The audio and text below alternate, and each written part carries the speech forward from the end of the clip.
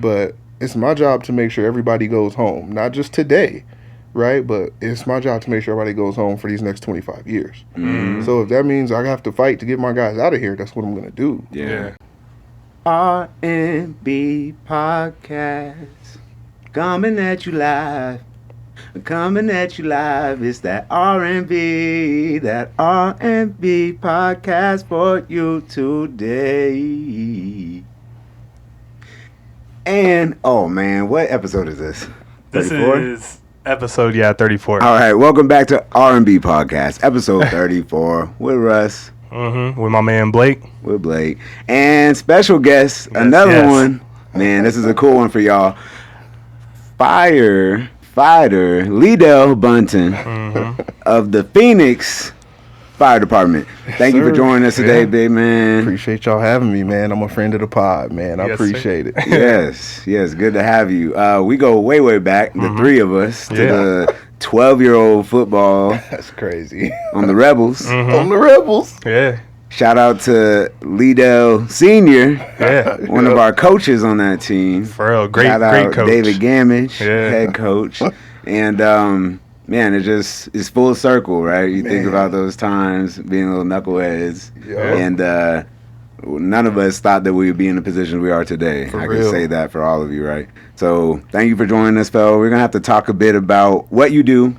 Okay. Thank you ahead of time for what you do, because I know it's difficult, and me and Russ realize we don't know much about what goes into being a firefighter. So we got plenty of questions for you. All right, on, man. Hopefully I got plenty of answers. You want to lead off? What you got for me? Well, I mean, especially being a firefighter in the Valley of the Sun, right? I mean, this is a scorching hot place. Do you think that being a firefighter in Phoenix is more difficult than other places around the country? I won't say it's more difficult. I'll say there's different challenges, right? Like we deal with a lot of heat related issues, whereas in Detroit, they might deal with hypothermia, you know? So like there's a very small pocket of people that deal with hypothermia issues here, and normally it's the homeless population. You know, I won't say it's any more difficult. We probably get hot a whole heck of a lot quicker, you know, because we're going in the fires and our temp is already, 100, you know, as opposed to in other places. So, is there a way that you train to be able to handle that heat?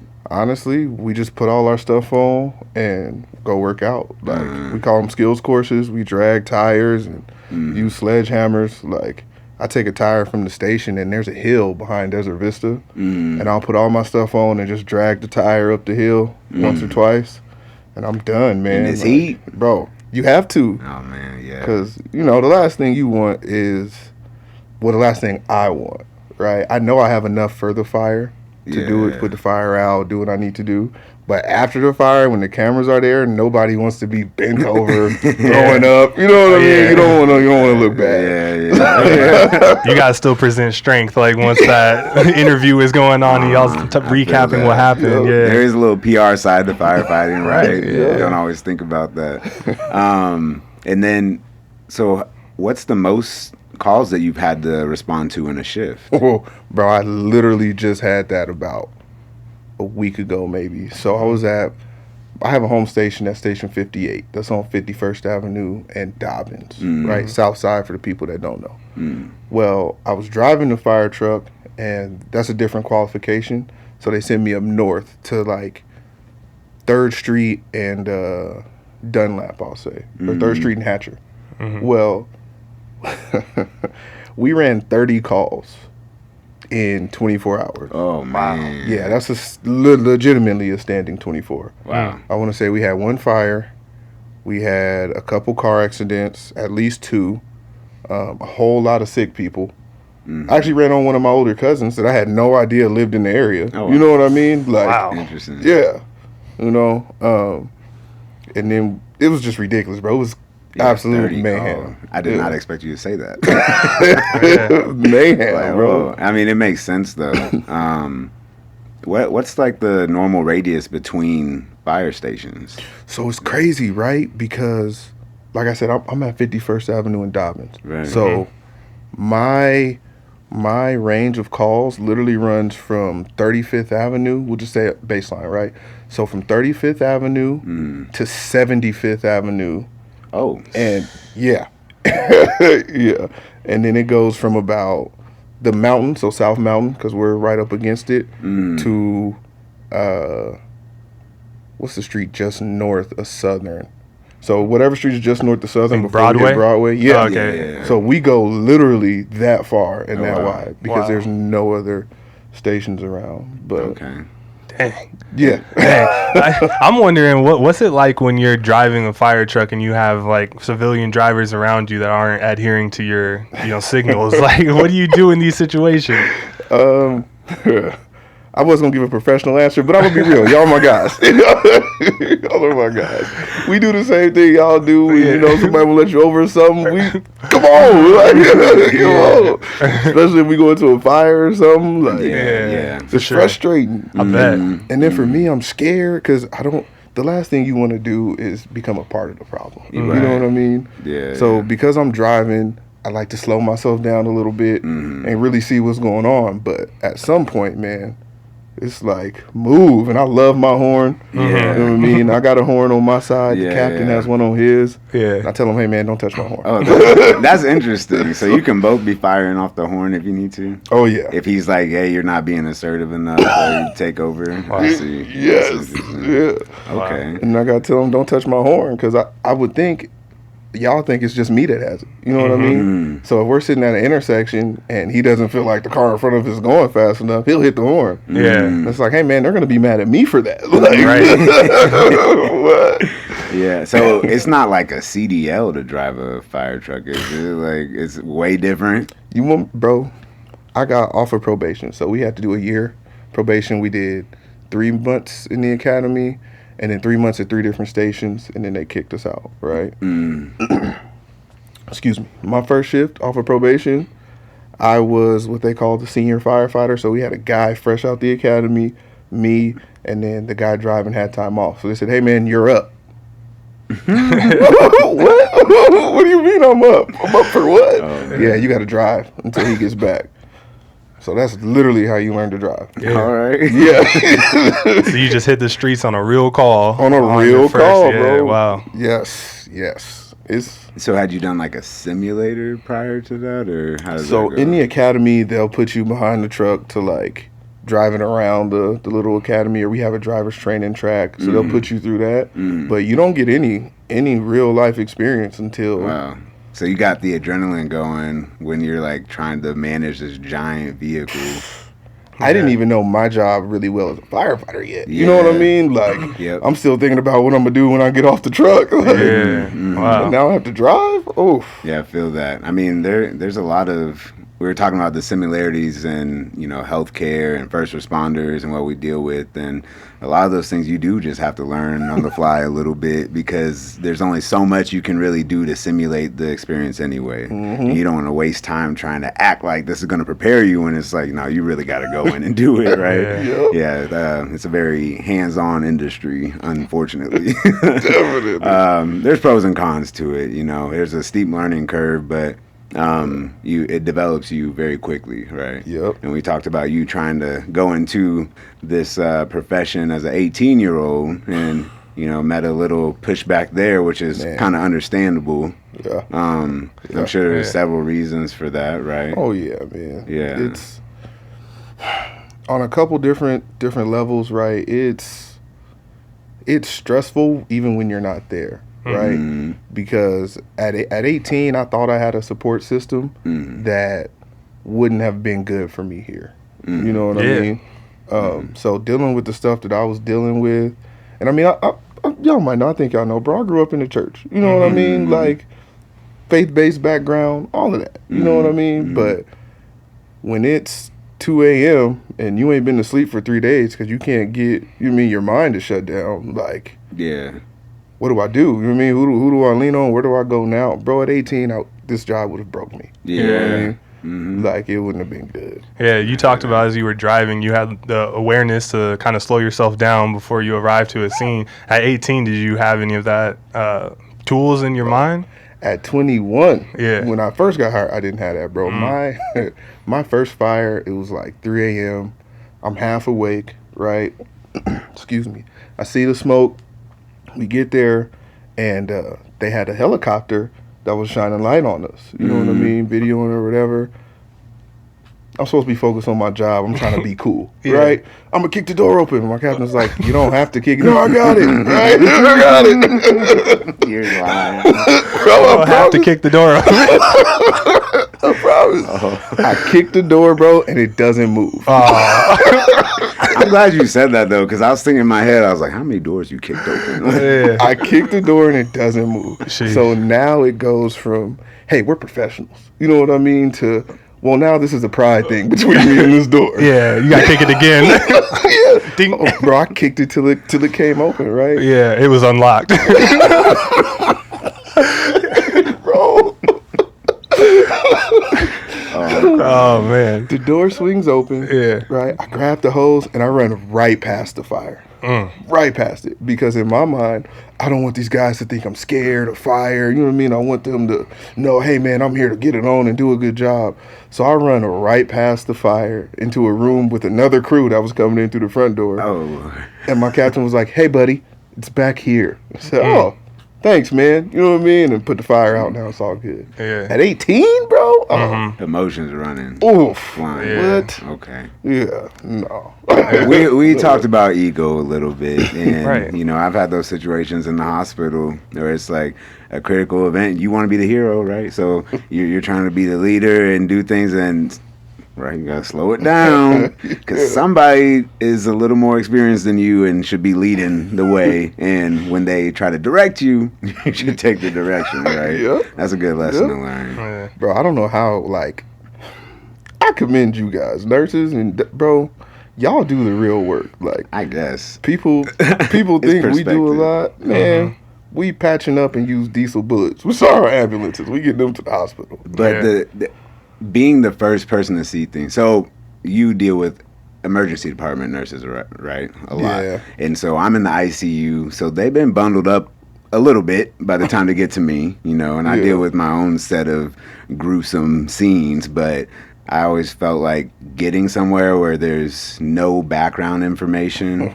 I mean, you don't know what you're walking into, and you have to still be able to perform. Whatever it is you're dealing with, you got to find a solution. I always have like a little bit of a report, and I can prepare certain supplies and, you know, recruit the people that I need, and I have like a plethora of people available for me. But we talked about you guys. Yeah. I mean, we have staffing issues in the hospital too, right? But again, it's different when you don't even know what you're going up against. I think. Yeah, that's that's very true. Yeah. It's stressful, man. I'll say the least. I've had everything from we walk in and the family is cool. You know what I mean? They're great. To we walk in and they want to kill us because you know what I mean. Their family member is sick, hurt, dying. You know, whatever it may be. And it's like, well, hey, man, how do you want us to focus on them? And you know, you got your cousin back here trying to punch my guy in the face. Like, so yeah, it can be a little different, man. But and I have security, and I don't hesitate to call security because it's not my job to be a protector. And I've been in situations where the people in the room expect me to be the protector, and you know, you can't just sit around and wait all the time because security is not the fastest all the time in the hospital. I'll admit that, but at the same time, like, I'm not getting paid to do two people's jobs. For real. And I'm also not going to put myself in a situation where either I'm going to get hurt or I have to hurt someone else because at the end of the day, I'm still going to take the blame regardless, right? So there's a lot of liability that goes into both of our jobs, right? How do you guys deal with those situations where things might get physical or somebody's impeding against what you're trying to accomplish? you know, I was gonna give a professional answer, but Just like the driving. Get on my way. My guys, right? Yeah. Like we have, like, for instance, I drive now, and my job when we walk into scenes is to be security, right? I got 2 firefighters and a captain that are going to pay attention to that patient. Let me make sure nobody walks up and punches these guys in the back of their head, right? So I'm looking for guns, extra people, knives. Like, this dude had a machete in his house one time. You know what I mean? Like, so we've had some instances where people come up, but just like how we all grew up, man, it's respect, right? Mm-hmm. So if I say, hey, man, like, you probably don't want to do that. We're here to help. We're not the police, you know? Yeah. They normally, okay, cool, take a deep breath, and then it's all good. Yeah. If it doesn't get there, if they don't calm down, you know what I mean, and it's on, right? Yeah. You punch one of us, You have to control the situation. right. We weren't trained we're not the police. Like, Right. we weren't trained in how to subdue people, all that. No, bro, we just got to fight now. You know what I mean? And hope that we can come to some conclusion, right? Like, now my captain should call the police, and they normally get there pretty quick. But it's my job to make sure everybody goes home, not just today, right? But it's my job to make sure everybody goes home for these next 25 years. So if that means I have to fight to get my guys out of here, that's what I'm going to do. Yeah. You know? That's real. That's real, like, pride in the organization. And that's something I'm sure all your fellow firefighters feel as well, that it's their job to get everyone home for 25 years. Yep. Man, that's real. Yeah. Blake oftentimes talks about how in the healthcare industry, like, seeing a lot of traumatic events that sometimes they're not as equipped to deal with that when they go home. You gave the example of a good support system, but are there other things that you guys kind of all use as coping mechanism or what you use? Honestly, outside of kids, at least for us, right? Outside of kids, bro, it's a lot of dark humor, man. You know what I mean? We get back on the truck. Normally we're coming back from the hospital. We get back on the truck. We'll take a deep breath. And then somebody's going to crack a joke, right? And it's like, okay, that was funny. You know? Yeah. And then we try to work through it that way. Yeah. But a lot of times, man, like, I like to fish. You know what I mean? And that fishing and music helps me get through a lot of different things. You know what I mean? But that's not always readily available. Yeah. Like, we just talked about staffing problems. Man, they called I can show you right now. They called my phone and texted me 5 times today to show up for like 3 different spots. And I'm like, no, man, like, I can't do it. Yeah. I just can't. Yeah. So honestly, man, it's a lot of dark humor and what we call taking care of our guys. Like, we were running 30 calls that shift. If we had been busier, which sounds absolutely crazy, right? Sometimes our captain will take us out of service. Hey, man, get something to eat. Or we'll all take turns eating. Like, I'll leave somebody back. Hey, man, get something to eat. We'll come back and get you. You know what I mean? So there's different ways that we try to cope with that stuff, man. Yeah. But That's good. That's real, like, brotherhood, though. You know, it's like a football team or anything like that. Like, you guys are looking out for everyone. Yeah. Yes, That's exactly. Real. Yeah. Exactly. So if somebody does come in with the too strong of ego, it's like, man, this is hurting our whole group. Like, you got to get with the program and humble yourself so we can do this the right way. Yep. Yeah. And that's wild you say that, because before I went to the station that I'm at now, I was at Station 18, bro. It's the busiest station as a whole in the state of Arizona. We're like top 10 in the nation. There's 4 different trucks there, and they all run about 20 calls apiece, right? It's on 23rd Avenue in Camelback, right up the blade. You know? The ego is crazy, right? Like, it's wild there, man. Yeah. But it's such a hostile environment that you kind of have to sink or swim. You know what I mean? Yeah. Like, for instance, they have a security guard at the Jack in the Box. I'm going to get robbed, but I'm trying to get some double. I just want some tacos. Yeah. You know what I mean? Like, I've seen that. that's hostile, man. Yeah. Like, that's crazy to think about. So that ego is because they deal with the most, right? It's because they have to be on their game, like, unfortunately, 24 hours at a time. So, yeah, man, it can really mess up a good place where it's not needed. You know what I mean? And I feel like we've developed more of an ego because we're a younger department now.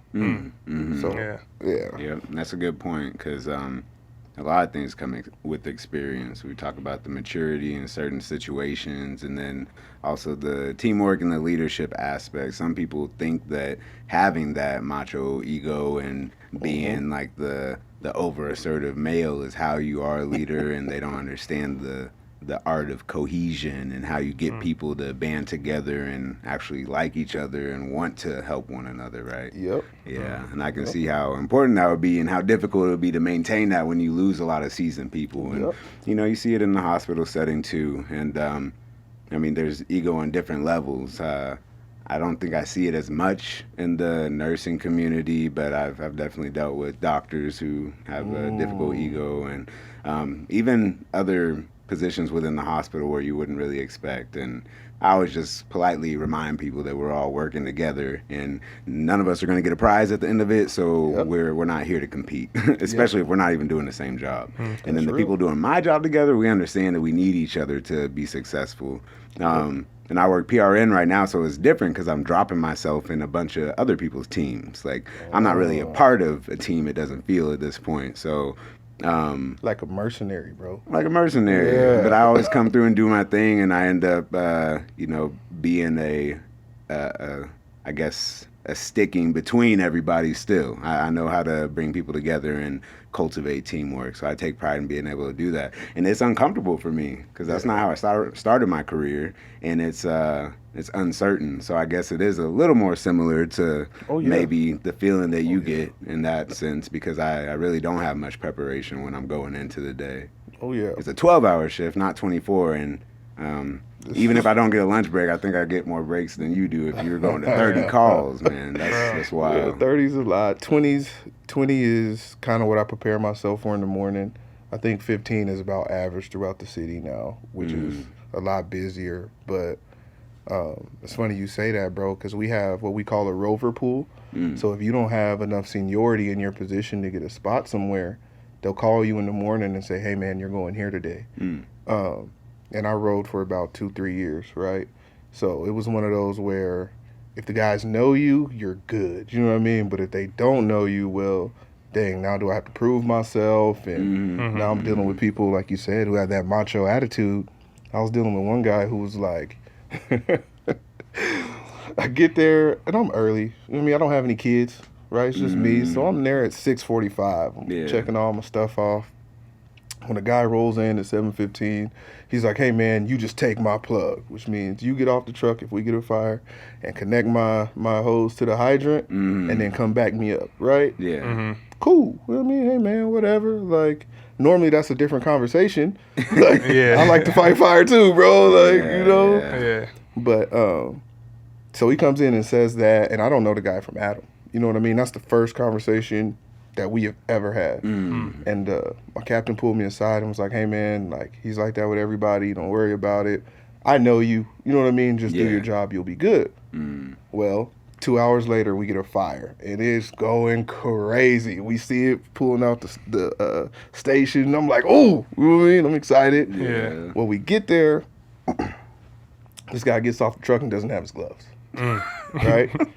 So, you know what I mean? Yeah. So I do my thing. I grab the hose and I'm running up. And I guess our captain gave him his gloves, so he was right there. He's like, hey, this is my hose. This is my hose. All right. Here, man. You know what I mean? My ego isn't that big. I'm going to go in here. We're going to do our thing. Well, he didn't slow down enough to realize that we have fire coming out of a window right here. Fire's licking over our heads, you know what I mean, right here. And I'm thinking he's going to see it. So I back up, you know what I mean, grab my tool, and I get ready to back him up. And he rushes inside. He comes, I don't want to cuss on y'all podcast, but he comes out, ow, you know what I mean? Oh, man, it's hot. Yeah, man, you should probably put some water on that before we go in here. You know what I mean? Yeah. We go put the fire out, comes out, and he's like, hey, man, did a good job in there. Like, thanks. You have my back, whatever. For sure. Like, yeah, bro, I'm not here to make you look bad. Like, we're here to win. You know what I mean? Yeah. We save people, bro. Yeah, because if you were to match the ego in that moment, that could be a dangerous situation now. Like, if I get up on your level, who knows what will happen and what we'll miss. I've been left in fires by myself before. I'm not going to get into that story because I don't know who's watching. But, like, that's a huge liability thing. You know what I mean? What happens if something happened to me because you don't like me or because your ego is huge? Like, there's somebody you got to answer to. My dad is on this job. You know what I mean? And you're going to leave me in a fire because you don't like the way I answered you in the morning? Instead of talking to me about it? Like, Damn.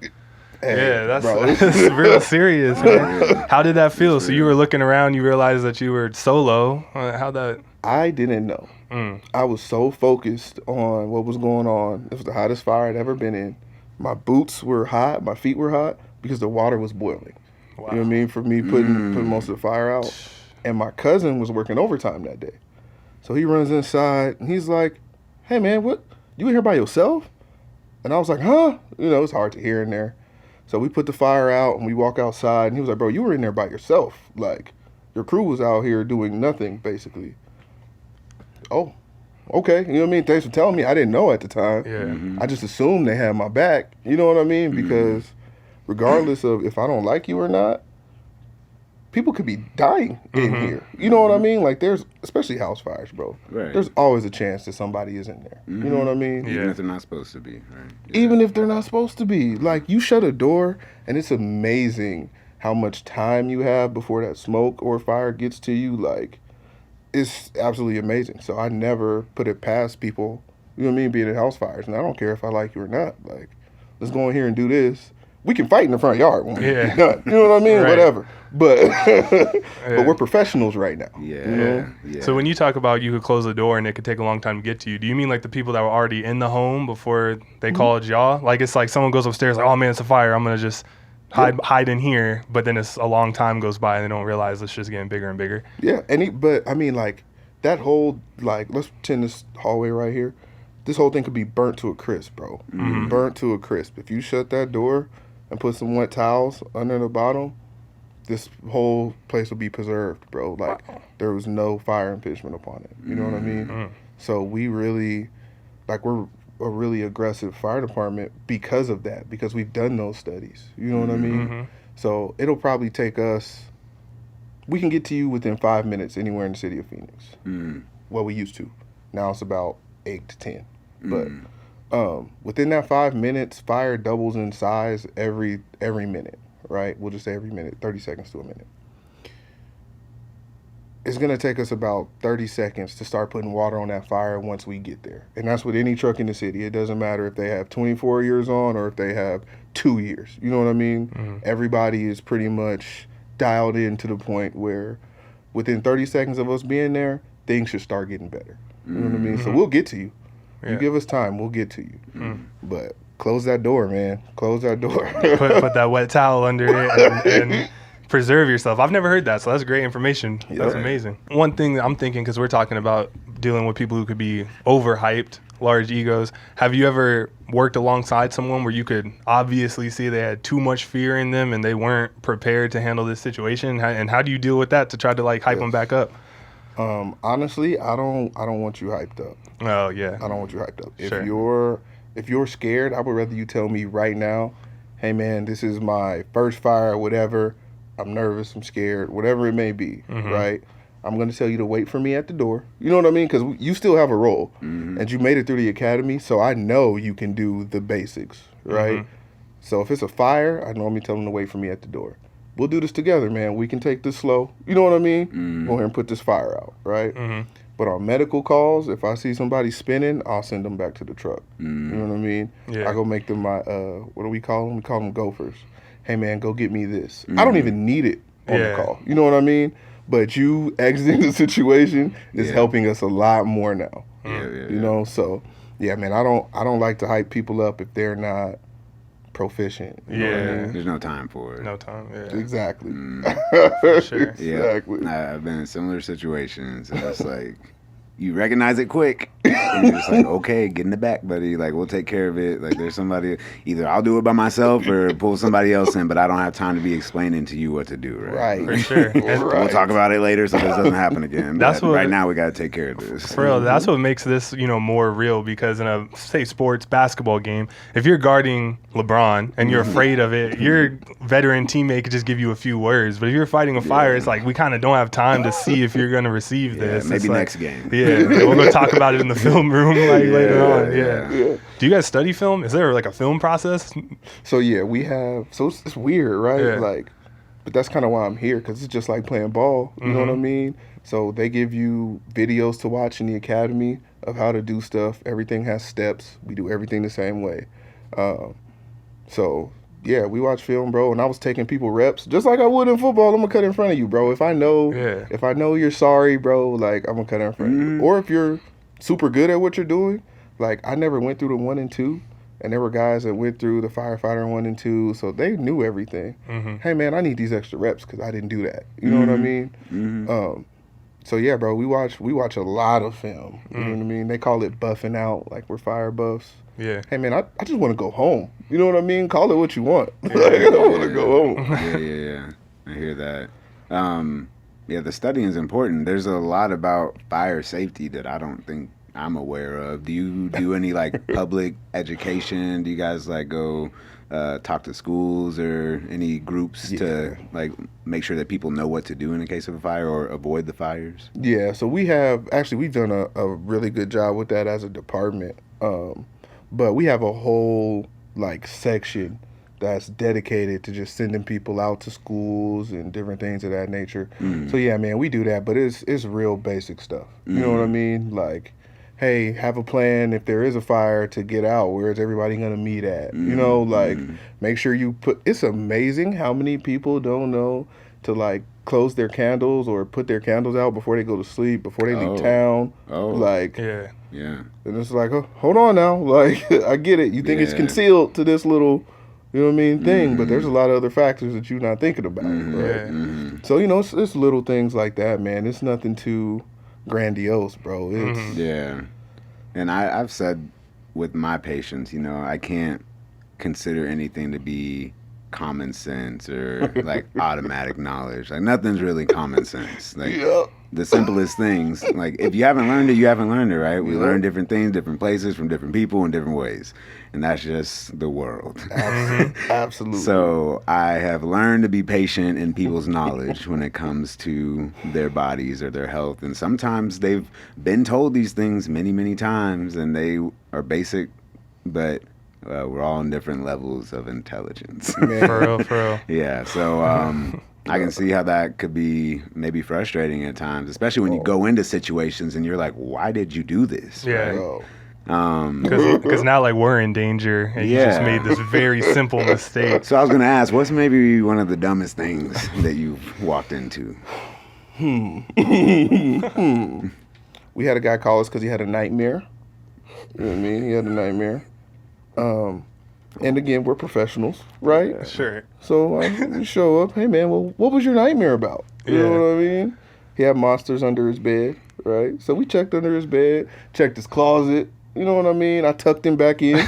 You know, real professional, man. Real professional, right? Got back on the truck and was like, come on, dog. A nightmare? Bro, you're 34. You just called 4 grown men. To check for the monsters. Like, that's crazy. Like, I don't think people realize. So, in the Phoenix Fire Department, you only have to have your GED to be hired, right? You don't need a high school diploma. So, essentially, what you're saying is, when you dial 911, you're calling 4 guys with GEDs to just come figure it out. Like, let that sink in for a second, you know?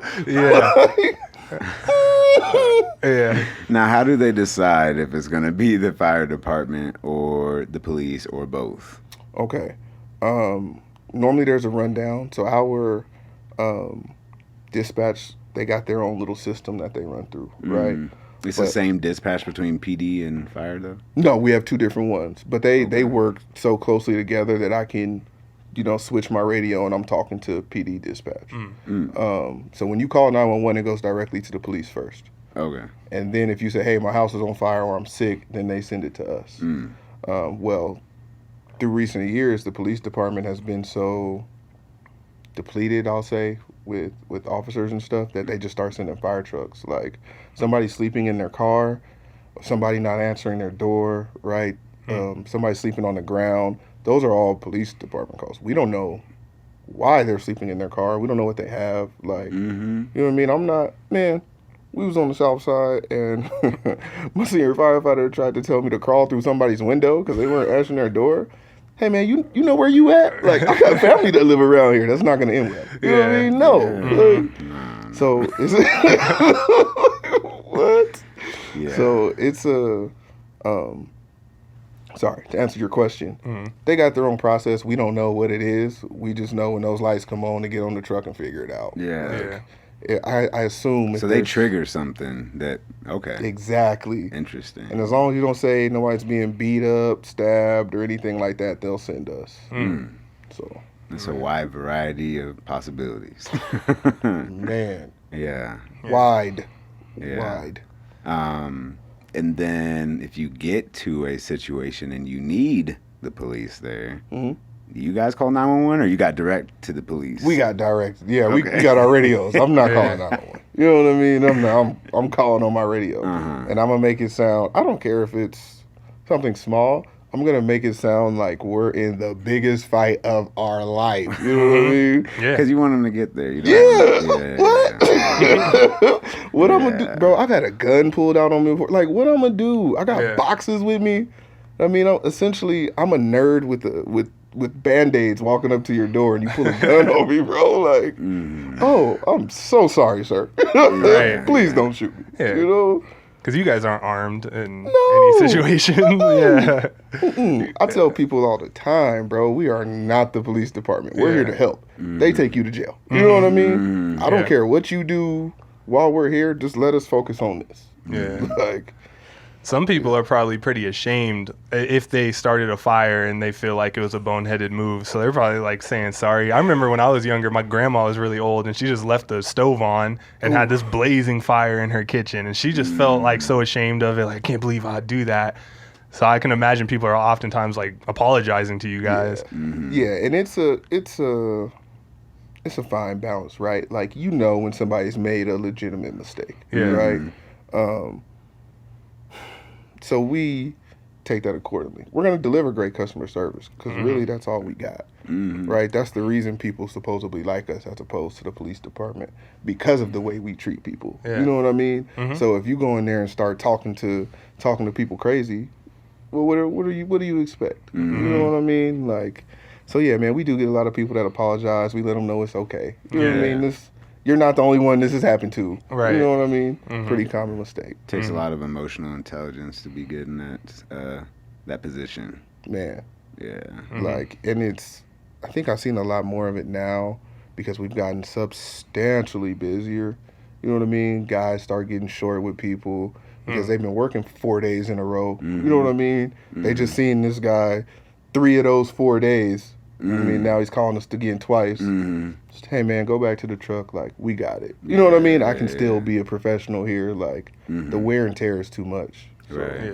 I hear that. Because I get dropped in somebody else's team, and sometimes the patient's been there for 3 weeks, and everybody knows that they're crazy and they're aggressive, and then it's like, okay, I'm paired up with them. But a lot of times I have a better experience with them because it's like a fresh slate, and I don't have any baggage with them, and there's none of that hostility, and then people are surprised. But it's like, 1, I know how to diffuse situations. 2, I'm an empath. 3, I enjoy communicating with people. So like, I want to know why this has been going on, and a lot of times they give me a valid explanation. I'm like, oh yeah, I'd be upset too. The hospital's not a cool place to be. You know, I tell people all the time, my goal is to keep people out of the hospital, and then I go plug myself in there every once in a while to see what's going on. But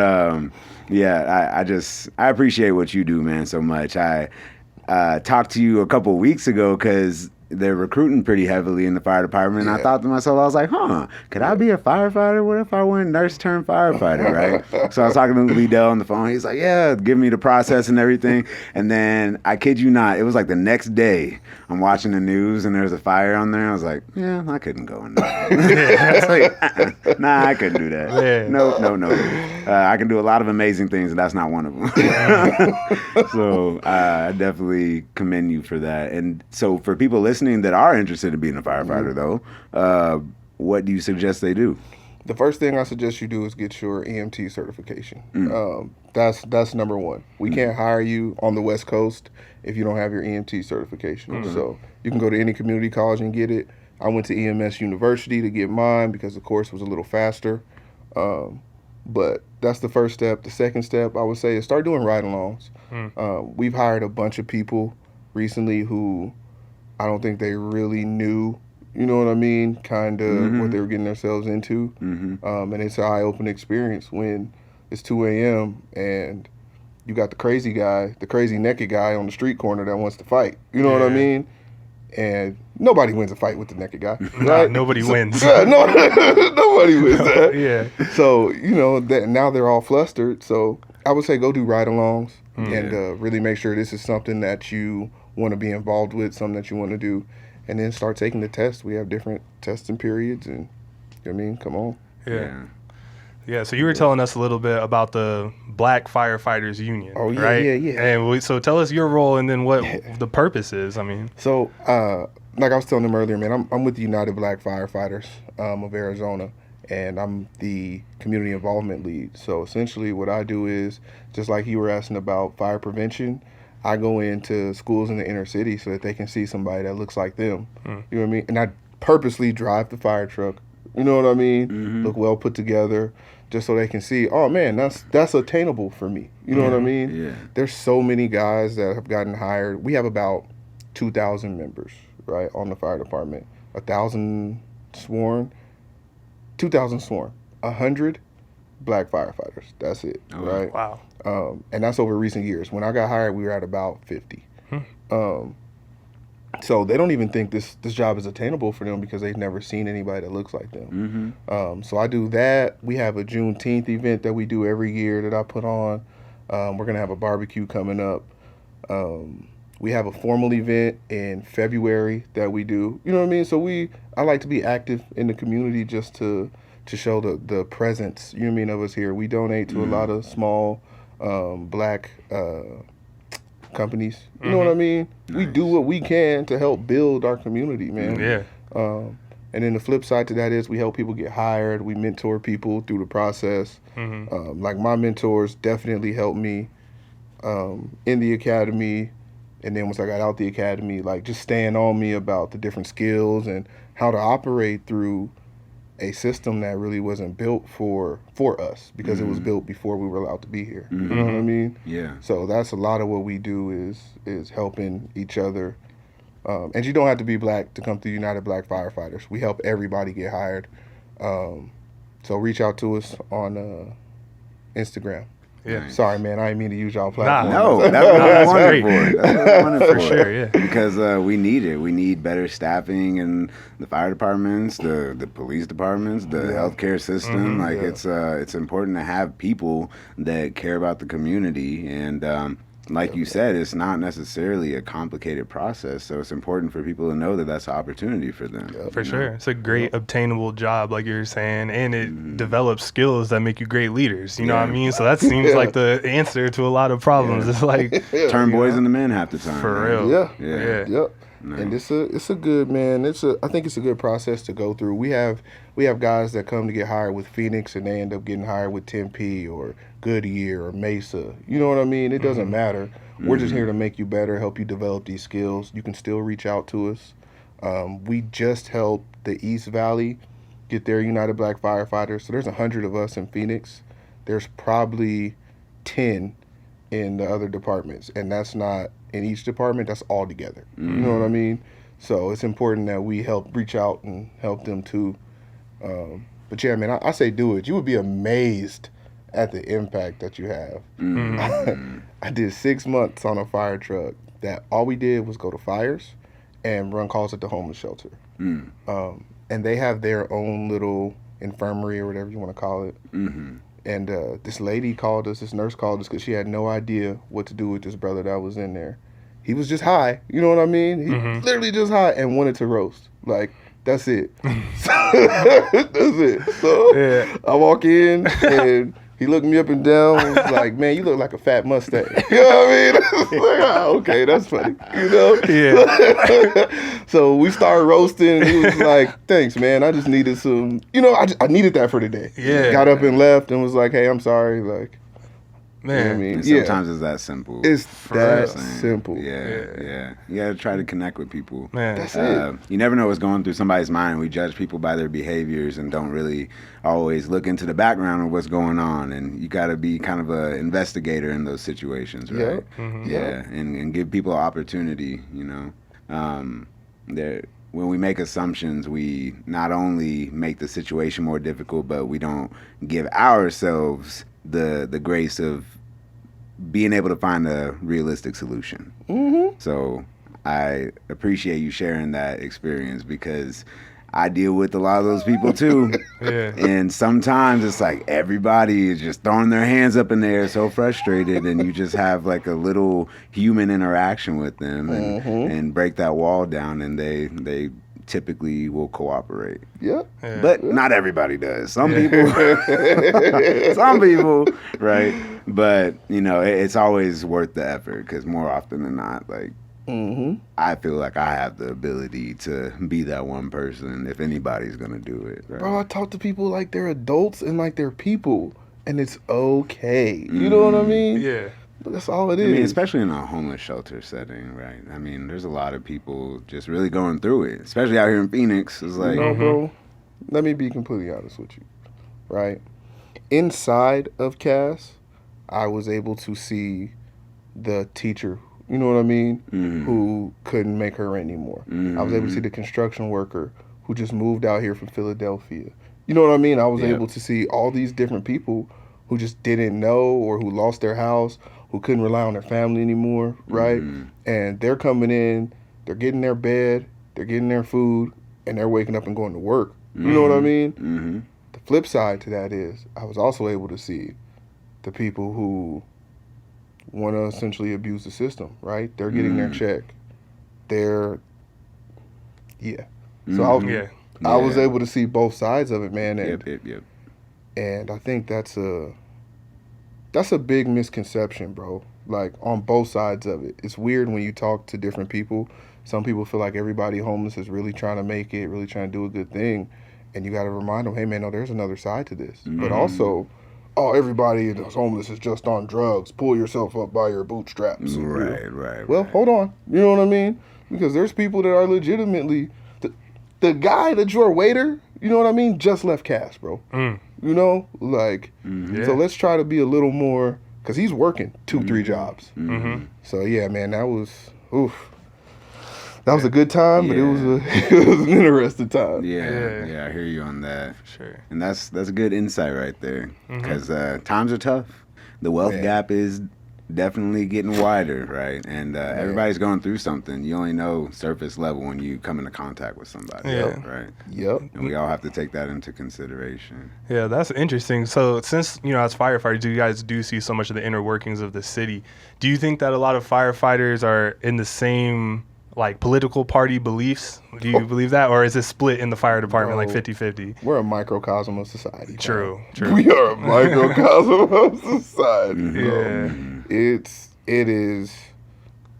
It's completely split, bro. I'm not going front. You know what I mean? Yeah. The only reason I feel as though we're able to really get along is because we're able to have those conversations, right? Yeah. So especially during the George Floyd incidents and all that stuff that's now being brought to light. It's nothing new, you know what I mean? Being brought to light. Well, when I walk into a station and they're having that conversation, or they're playing Fox 10, okay, bro, well, let's have the conversation. You know what I mean? Yeah. And then if we're going to agree to disagree, that's fine. But when those lights come on, you know what I mean? Just know I got your back. Yeah. Right? Yeah, like, none of that stuff matters when that happens. For sure. Exactly. We'll talk about this when we come back. You know what I mean?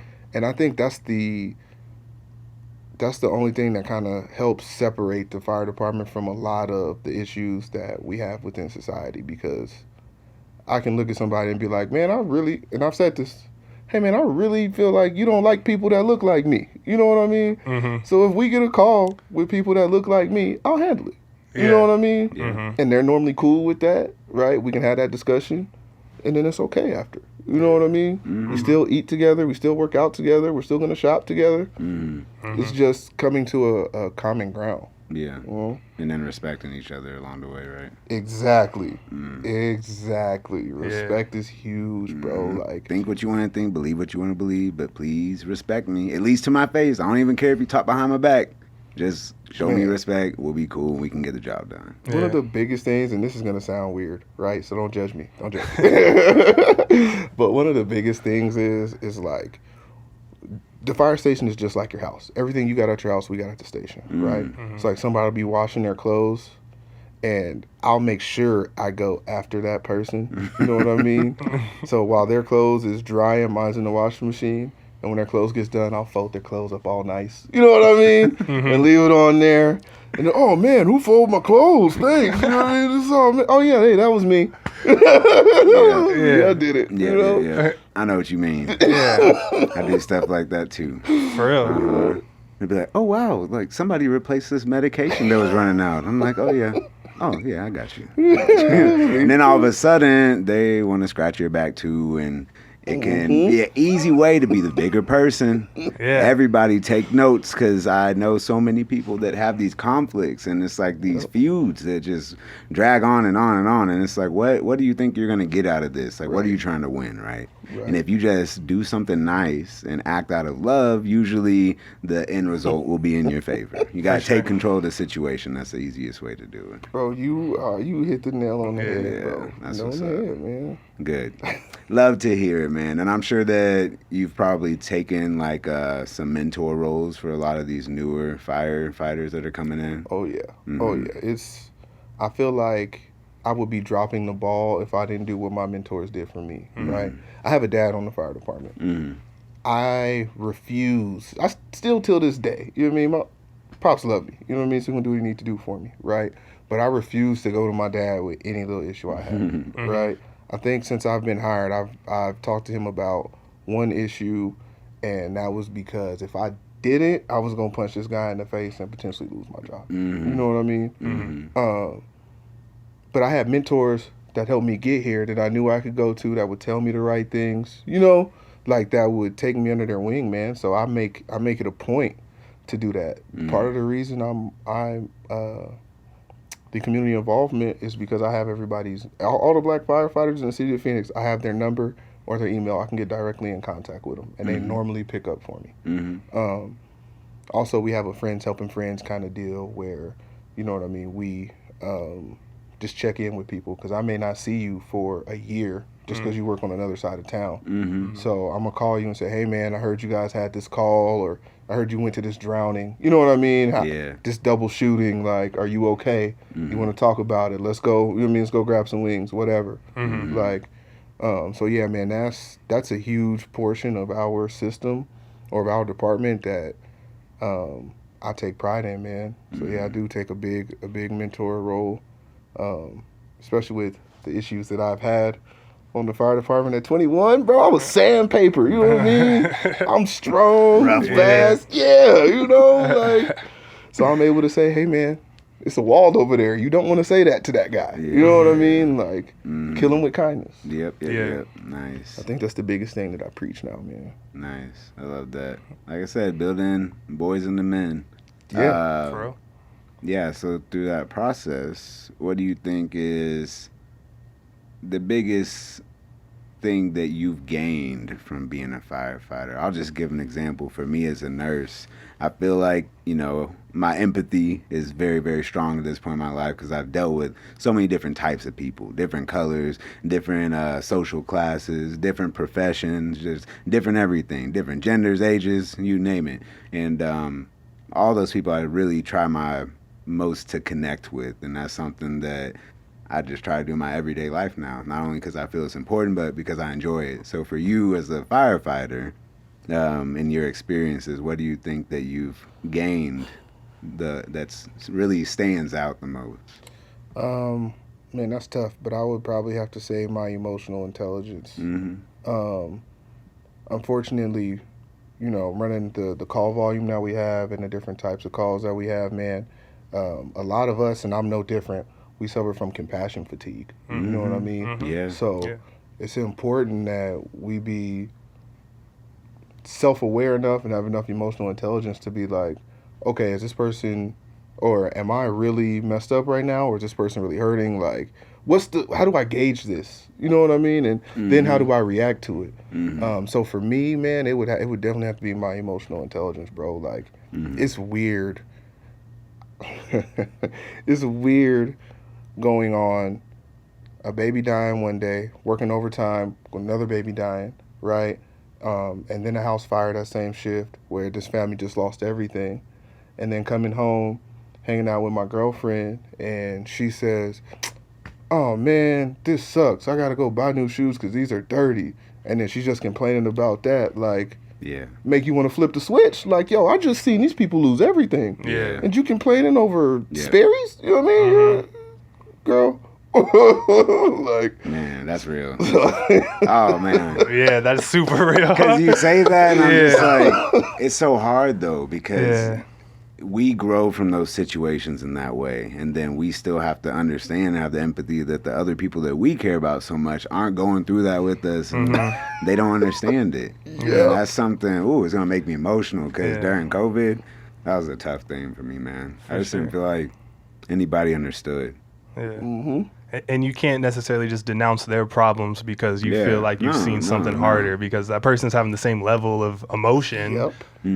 They feel like the same loss, and you're like, that's not loss. I just saw loss. And I'm thinking about the things that I've seen, and you talk about the kids, and that's something that I just don't think that I could deal with, and that's why I don't work in a pediatric hospital, because it's just a different level.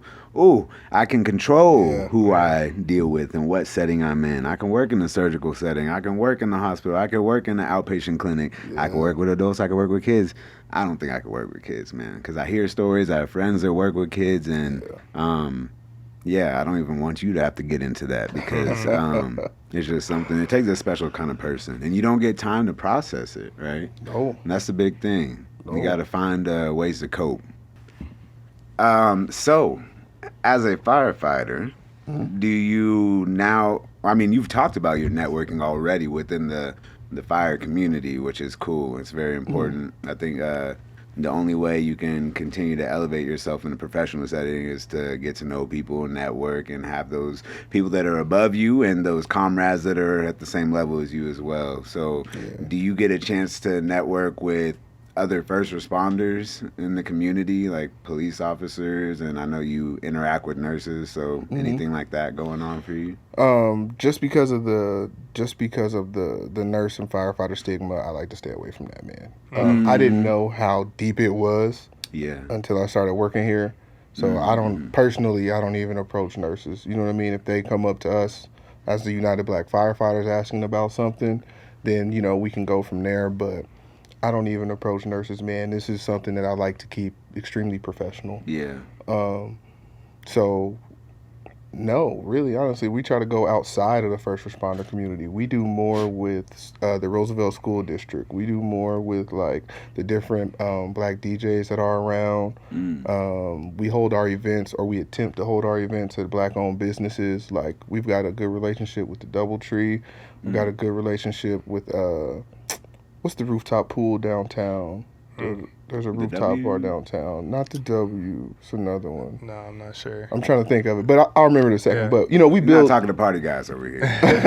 Well, it's more of a lounge kind of. Yeah, you know what I mean? Like, I know what you're talking about, because I always see the advertisements for like Young Jeezy or like random artists that'll be on the. Like, so we build those types of relationships. You know what I mean? Just not too much. Honestly, I had no idea that the police had a black firefighters union. I had no idea. And my cousin's a cop. You know what I mean? The black police union, similar to the firefighters. Yeah. So now I'm gonna have to talk bad to him because I didn't know. But for sure. I know they have a lot of history in that too. My grandfather was a Phoenix police officer, and they talk about how when he was a police officer in like the 60s, 70s, he was in that black union, and they would meet in some of those places and kind of look out for one another. Yeah, I got a lot of respect for that, man. That's dope. It's necessary. It's necessary. If you're policing your own community or you're trying to help your own community, you can't look like a monster. You got to have people be able to approach you and know that we're here to help you 100%. In any way. Yeah. That's huge, especially like, just like you said, like we do that in the fire department now. Bro, I could walk to 51st Avenue and Baseline from my house. You know what I mean? I stay on 59th. I did that for a reason. Like, I did that so the lady that we run on today is going to see me at the store tomorrow. You know what I mean? So I'm going to make sure she gets great service. You know what I mean? Like, that's what I feel like this is really about, man. I don't care what community you grew up in. Go back and work there. You know what I mean? To make sure that they're getting great treatment. That's how I feel too.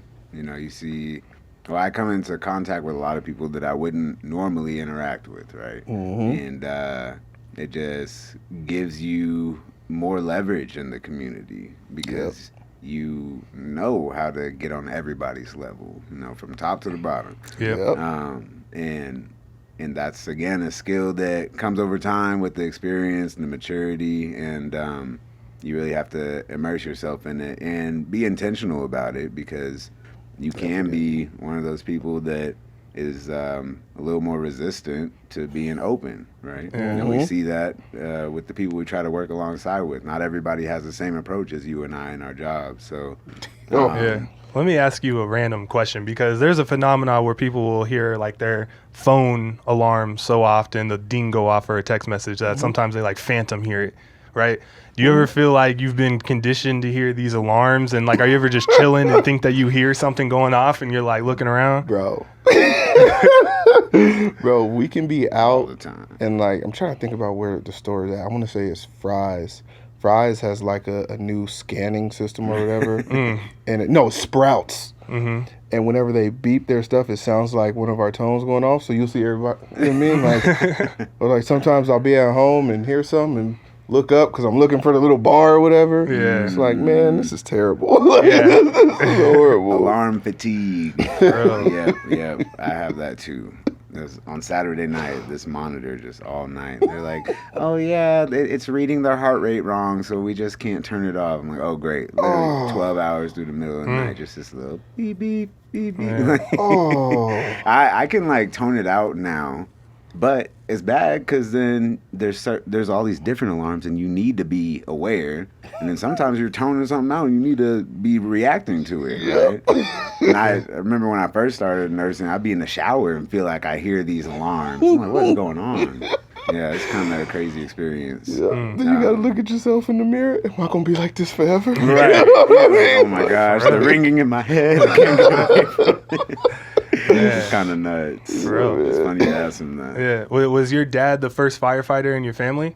Yes. Okay. Yes, he was. Yeah. He was. So how was that growing up with your dad, going to calls and working long hours and being in a dangerous job? Honestly, bro, because that's all I knew. It was cool. Yeah. March 14th, 2001, it kind of changed for me. And I say that date on purpose, right? That was the Brett Tarver fire. We call it the Tarver fire. It was a Southwest supermarket. Long story short, things went bad. That guy got lost in there. He became disoriented because of the smoke. Well, we were what, 6 at the time, somewhere around there. You know what I mean? So I'm seeing my dad on TV, and I'm like, oh, that's cool. You know what I mean? Like, look, Pops is on TV. And my granny's like, no, this is bad. You know what I mean? Yeah. And then that kind of changed things for me. So that's kind of when it clicked. Like, oh, he does a real dangerous thing. You know what I mean? That's why he doesn't want me around a lot. Like, I don't share this story with a lot of people, but when I told him I was gonna be a firefighter, he said he wasn't gonna help me. Like, you know what I mean? Yeah. Figure it out, bro. Like, I'll point you to the right people, you know, who can help you, but I'm not gonna help you do it. Like, I don't want you to be here. You know what I mean? And I had to work through therapy with that. You know, mental health is real, go to therapy. For sure. You know? But I had to kind of work through that, man, because seeing it, it's like, well, you did it. You know what I mean? What do you mean? Of course I want to be like you, bro. Like, what are we talking about? So yeah, man, like, it didn't affect me too much until then, and then it was like, ooh, okay. Yeah, and I wondered about that, you know, because obviously it's inspirational for your dad to be a firefighter, so it's natural for you to be drawn to it, but then from his perspective, he knows all the depths of the job, you know, the politics of the job, the dangers of the job, the grind. Every industry has a grind to it that nobody knows until they're really in it, right? Yep. Even if you do those ride-alongs and see the face value, there's always something that when you're in it, it's like, oh, this is what's really going on, right? Whether it's good or bad, you know, there's always some, I guess you can call them secrets within whatever is happening until you're the one behind the wheel. Yep. Yeah, so... my dad still calls me. He'll call me. We got the... Just like COVID, everybody's wearing a mask and stuff. You know what I mean? I like to mask up on calls. Like, I was tough when I was working at the truck that only went to the homeless shelter. You know what I mean? No, I don't need a mask. I'm tough. Whatever. I ain't scared of nothing. You know what I mean? Now, my nose is so sensitive, bro. So I like to mask up. You know what I mean? My dad will still call me. Boy, you wearing your mask? You know they got stuff out there you don't know is in the air. Pops, I'm 27, yes. Yeah. Learn my lesson. Right? The ego has been diminished. Yeah, so were some big changes that you had to go through in 2020? Some big changes, man. Honestly, I was the mask. Mm. That was the biggest change that we made within the fire department. Well, that's a real good question. We had the mask. We couldn't eat together anymore. Like, it changed our whole way of life. So although we were able to get out the house, you were still kind of separated. Like, it was weird walking into a fire station and seeing 4 beds placed all around because, you know what I mean, of these new rules. Like, so I think that was, for me, that was probably the biggest change, man. I got COVID two times, I want to say. Was it an outbreak within the station ever where a bunch of people were out at once? So that's the messed up thing about it, right? We're so short-staffed that 5% of the department is staffing the whole thing. So, you know what I mean? You got a guy that's working at my station one day, up north the next day. You don't know who has it. You know what I mean? Like, so, I mean, I could say yes. I could say yes, but I don't really know, bro. Yeah. It could have been anything, really. Sure. And they need you guys there. It's hard to be like, oh, I got COVID right now, but we got fires going on. So, bro, yeah, that was a tough time, man. They browned out trucks, which means we couldn't have enough people. We didn't have enough people to service that part of the city. So now instead of getting to you in 5 minutes, we're getting to you in 10, 12. You know what I mean? Like, just because you had to be off the truck for 2 weeks, I think it was. Was it 2 weeks? Something like that. Yeah, like, at the beginning. Yeah, man. So I think that was the biggest change for me personally, bro. Everything else I rolled the same, man. Well, every industry, every profession got hit pretty hard. We had to make some adjustments. For real. But again, in health and first responding, you just don't know what you're going into. And it's like, as the tension builds in the community, and I'm sure you had a lot more aggressive situations, you know, things like that, because people are just on edge. Yeah, man. Yeah. Definitely. 2020 was a time where I really felt like people were going to start viewing us like they viewed the police department. Because they're meeting us with aggression, and if you got guys who aren't from there or from that part of town who don't know how to talk to people, you know what I mean? They're going to respond with aggression back too. And it's like, hold on, like somebody has to be level-headed here. Yeah. You know what I mean?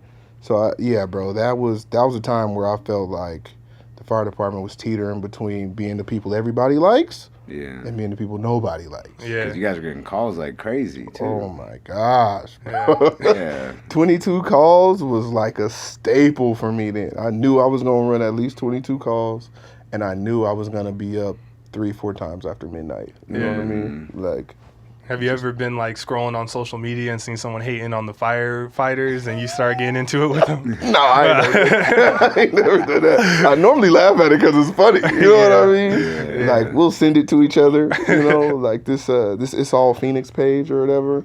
Bro, they catch us doing some crazy stuff, bro. Like, so I gotta send it to them. As soon as I look up the roster, screen record it and send it to them. Like, dang, bro, you got us looking bad.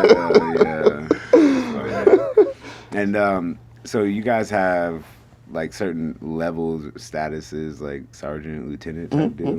So we got firefighter, we got engineer who drives the truck, and then we got captains, and those are the people on the trucks. Right now, you can be a paramedic in either of those positions, and then we got our chiefs, and that's pretty much it. We got chiefs at different levels. You know what I mean? The higher up you go, but they all chiefs. You know what I mean? So, yeah, man, my goal is to be a captain one day, man. I feel like it's the most influential position within the department. Like, I can talk to the guys who are fresh out the academy, and I can talk to the chiefs. You know what I mean? I can be that common ground between the two, man, and have influence in both rooms. So, that's my goal one day, bro. Man, that's real. You know, you saying the firefighter department is like a microcosm of society. Like, that's what we need in society is people to gain the experience and know how to kind of put their arms around everybody and be like just bros with them. You know what I mean? Just real bros. Like, that's very inspiring, to be honest. That's tight. Yeah, and take the time at each level and respect the process. For sure. Yeah. 100%, man. 100%. One of my last questions is, when you're fishing, like, what kind of music are you listening to? It depends on my mood, man. But I'm a real R&B fan, bro. So I go with a little bit of Frankie Ocean. You know what I mean? Love Frank Ocean. I'll slide into some Division, you know. And then once I'm getting towards the end, and I'm getting kind of hot, it's tired out there, or I'm tired out there, I gotta go Drake and Kanye, bro. Yeah. You know what I mean? Okay. I love Drizzy. Yeah, that's real. That's nice. A Drizzy fishing vibe. Well, you love the R&B, so I appreciate you coming on the R&B podcast. Yes, sir. Man. Yes, Friend sir. of the pod. It's been a blessing. It's been a pleasure. Definitely gave us a lot of insight, and I think that our viewers will have a good look at what it takes to be a firefighter, what's involved with it, and you know, the how necessary it is to respect firefighters and treat their time respectfully. Before you call, make sure it's necessary. But also don't wait till the last second. Yeah, please don't. Yeah, please don't. There's balance between it, because we've seen people being ridiculous, like you shouldn't have picked up the phone, and then other people like, why didn't you call yesterday? Right. Yes. Yeah. And if you don't have a legitimate reason, it's like Leedell will tuck you in, but he doesn't want to. He doesn't want I tuck people in. I give people hugs. I cook people breakfast. You know what I mean? Hey, customer service is what I do. You know? Right. That's real, bro. Me That's too. real. Me too. Well, we love you, man. We appreciate you. You Thank stay you. safe Appreciate out the there. love. And we thank y'all for tuning in. You know you got to like, subscribe, share with at least one person, maybe 25 of them, and let them know that Phoenix Fire Department is hiring. Yes. So make sure you at least got your GED. Go ahead, become an EMT, and start taking your tests. Reach out. Do a ride along. Reach out. We'll work with you through the process. Reach out. You know what I mean? Nice. Well, I guess like last week, we'll see you next week. Peace. Peace.